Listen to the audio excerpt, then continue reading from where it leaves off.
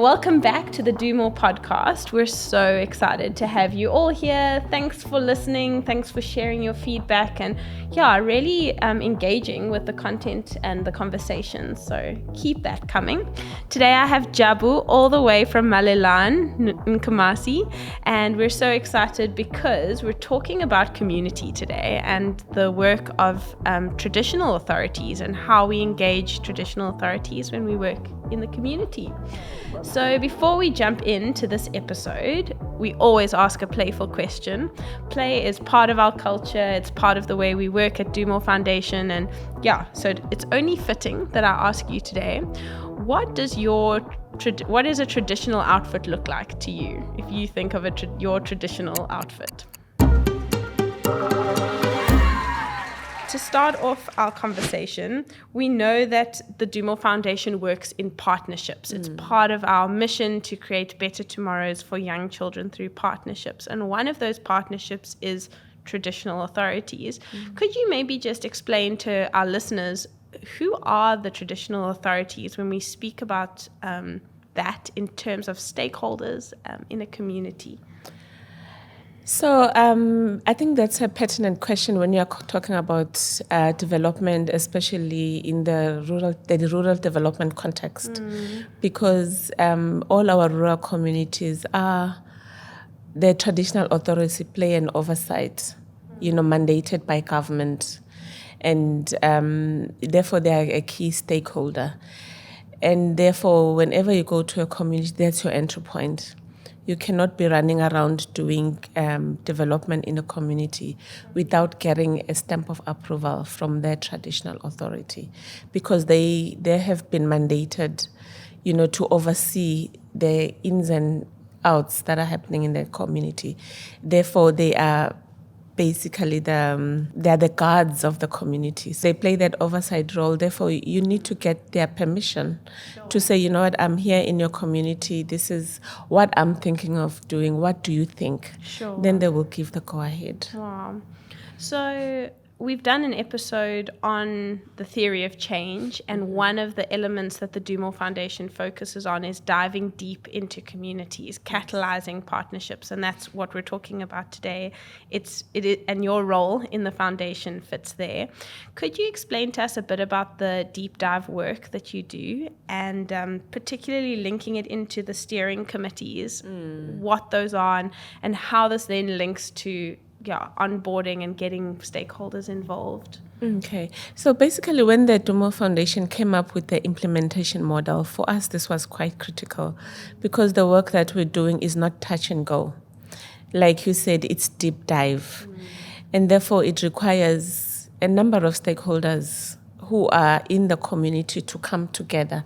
So what we are basically saying, let's come together and have an agenda for, in the Do More Foundation case, for early childhood development. And the work that we do is not, for example, going to paint a school, going to donate books, or going to donate toys. Basically, we are doing systematic change, which takes a long time. And on our own, we cannot do it. Hence, the reason why we need government, we need nonprofits, we need the community itself. Like earlier on, we spoke about traditional authorities. Those are the people we need to be part of this agenda, because we want what we are doing to be long-lasting, so that tomorrow, even if the Do More Foundation is no longer in that particular community, we trust and believe the work will still be continuing because it was owned by everyone in the community. Wow. What sits so well with me as you're speaking is that sustainability element and the buy-in. It's not just a paint job in and out or a drop-off situation, but it's really building those meaningful relationships. Exactly. I think that's really critical. And we know of situations and communities that actually get very hurt and damaged by community development work when sustainability and buy-in isn't achieved and participation is not prioritized. What are some of the benefits within the community that you've seen from working in this way? You say it's the long game. right? Yes. It takes a long time. It's not a quick fix. But what are some of the benefits that you've seen by engaging stakeholders like traditional authorities? And I'm sure there are other stakeholders too. So I'll just make an example of early childhood development as a subject. So, when you get to the communities and you talk about early childhood development, communities really usually think that you're talking about a crèche, the structure where children go. But the minute you start the empowerment process to explain what is early childhood development, then they suddenly say, oh, wow, it makes sense. Then they look at it in its broader sense, not just, oh, ECD is a crèche. So therefore, the benefits of the sustainability component is that everyone owns it and everyone is part of this agenda.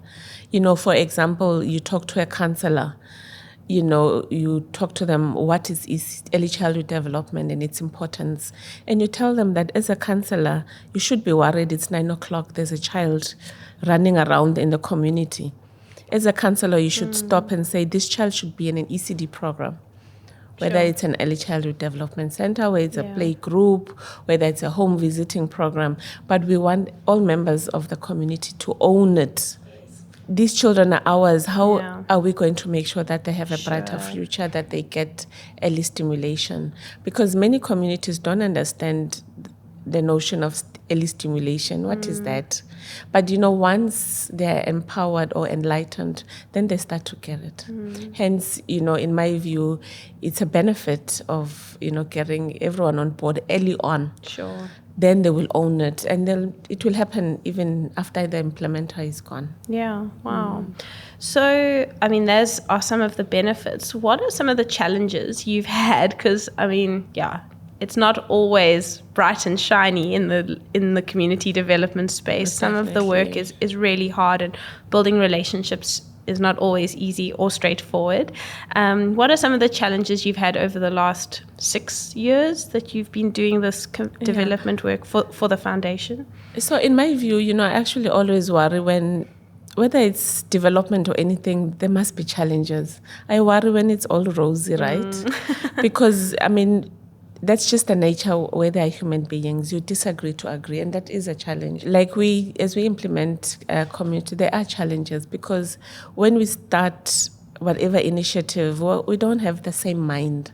So basically getting people to get to that point where they agree is a challenge because it's long term. Sure. It costs a lot of money, and it takes time, And for us to end up agreeing, that is a mission. Sure. So it requires people who are committed to stick with it until it works. And secondly, the fact that we work with different organizations that have got their own mandates and agendas, to get everyone to agree on, as much as early childhood, for example, can be their mandate, but they've got their own priorities. So that it just takes time. And it's a costly exercise, and it does require commitment from all stakeholders. Sure. It kind of takes me down a train of thought just around how significant it is to have funding partners that support this kind of work and that see the long game, that see the trajectory of deep dive work. It's not just a once-off 1-year project. This is deep work. Could you share with us some of the successes or wins you've had, particularly when working with government? I think that's also quite a hot topic, and you find organizations that really struggle with this at times, and you find other organizations that really thrive in it. And I'd be curious to hear some of those lessons. Yeah, I think for me, what I've learned, working in development for so many years, is that I think the attitude of the funder is always very important, because sometimes if you're carrying the purse, you come with the attitude that I know it all, I will tell you what to do. But my experience has taught me that, government is willing if you come with the right approach. And I think what made us to win as a foundation is that, the way we do development, we are saying we are supporting government. It's government government's mandate to do development. And what we're saying is that government is supposed to do many things, right? But for many reasons, because of some challenge, they're not able to. So as a foundation, we are saying to government, we are here to help you close the gaps, to support you to do the things we're not able to do. I mean, who can fight with that? For sure. You know, and that's we're also not claiming to be the government. Oh, definitely. We're not exactly. And I think that was in the areas where we've seen this succeed is because of that. Basically, we're saying we are here to support you. Sure. And I think if that tone is like that to government to say we are here to support you, but not to find flaws, I think it makes it work. Yeah. I feel like government, even traditional authorities, local leaders are often forgotten from the kind of stakeholder mapping process for various reasons. I suppose the challenges and the barriers are one of them. What advice would you give listeners who are interested in community development, who perhaps have or haven't worked with government before? What advice would you give them for engagement when it comes to those stakeholders, community stakeholders? So in my view, I think for me, if you are in the community development space, you cannot do away with that. So usually I have a problem, for example, if you talk with stakeholders working at national level. You know, sometimes we even call seminars and meetings to talk about early childhood development, and we talk about practitioners, and they're never in the room. Sure. I mean, how do you do that? Yeah. So I think for me, that's so critical that everyone has to be sitting around the table and they'll be involved. And I think has been the success of the work of the Dumo Foundation. Sure. So most recently, we had, at the end of 2023, we had an ECD in Bizo, where we had close to 115 stakeholders attend. Unreal. From councillors, guys working from the municipality, provincial government, district government, community health workers, practitioners.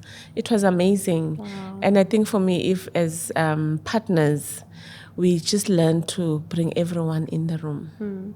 So the model is called Everyone Gets to Play. And I think what's so beautiful about that idea is its inclusivity its ability to talk to deep work, playful deep work, but where everyone, there's always a seat.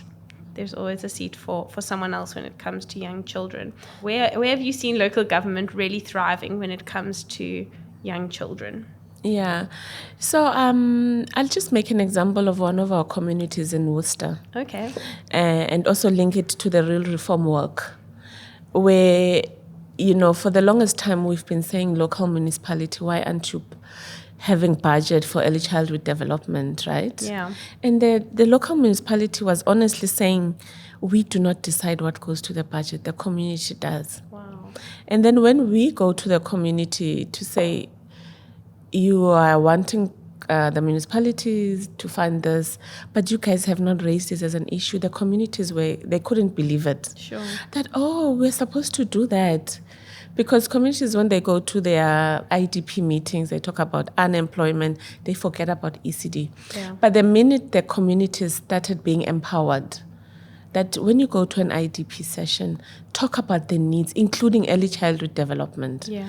As a result of all the efforts, the Worcester local municipality in their IDP have budgeted for ECD. Wow. You know, what needs to be done in year 1, year 2 with amounts. Can you even? So for me, that's an example. Yeah. And that is that the Dumo Foundation has played a big role there in partnership with the Real Reform to say if we empower communities, it's doable. Yeah. And we've started doing that in other communities because we have a lot of negativity or negative things to say about local municipality. Yeah. But really the trust of the matter is empowering communities to say, because the local municipality was saying communities don't even come to IDP sessions. Yeah. You know, so how are we going to know what they need? So for me, this process of the local government, because we're saying we are empowering local municipalities to make ECD a local government issue from the councillor in the community, you know, right to the MECs and to say, let's make ECD a local government issue. And yeah, just such a shout out then to Real Reform. Exactly. For their partnership and their role and their advocacy role that they play. We actually have interviewed Sepo on the podcast, so we can always put that link into the chat or the captions. I think it's really exciting to see that work impacting the deep dive communities. And again, it talks to the power of partnerships, really, Completely. because like Real Reform, it's just not lip service. They come to Worcester, they come to Nkomazi, they go to Pongolo. Wow. Their feet are there on the ground. Sure. So that's what makes it work. Amazing. When the partnerships are meaningful. So could you put our listeners out of their misery? And yeah, we break the suspense. What does your traditional outfit look like? So for me, when you talk about traditional outfit, not even mine, it's about color. It's about colorful. And when it's colorful, it's about joy and happiness. It talks to your core. Who are you? Very cool. So yeah, color. Anything bright. In my mind, red and orange. Exactly. And blue and yellow So and white cool. and black. Yeah. Imagine that combination. Love it. Amazing. Thanks for playing. And thanks for joining us on the Do More podcast today. And yeah, join in for more conversations around community development and all things young children. Playtime.